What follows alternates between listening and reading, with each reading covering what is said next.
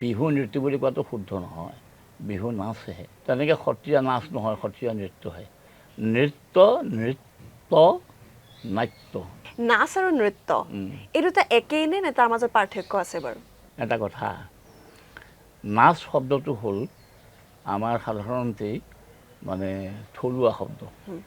নৃত্যটো কিন্তু সংস্কৃত শব্দ। সাধাৰণতে শাস্ত্ৰীয় নাচবোৰকে আমি নৃত্য বুলি কওঁ। এতিয়া বিহু নৃত্য বুলি কোৱাটো শুদ্ধ নহয়, বিহু নাচহে, বিহু নৃত্য নহয়। তেনেকৈ সত্ৰীয়া নাচ নহয়, সত্ৰীয়া নৃত্যহে। আচ্ছা, নৃত্য,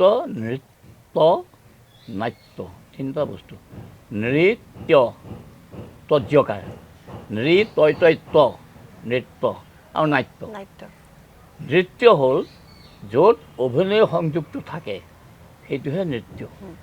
আৰু নৃত্য য'ত অকল হাতৰ হাত ভৰিৰ অংগ সঞ্চালনহে থাকে, যাত মানে কোনো ভাৱ ৰসৰ কোনো প্ৰয়োগ নহয়, প্ৰদৰ্শন নহয়, সেইটো নৃত্য তৈতত্য।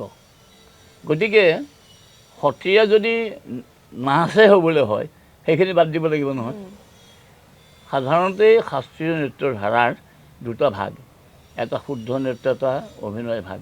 তো এই দুটা ভাগ যেতিয়া মিলিহে এটা ধাৰা হৈছে, গতিকে মই ভাবোঁ মোৰ দৃষ্টিভংগীত সত্ৰীয়াটো নৃত্য নাচ নহয়, সত্ৰীয়াটো নৃত্যহে। কিন্তু বিহু নাচহে, বিহু নাচহে, বাগৰুম্বা নাচহে, নৃত্য নহয়।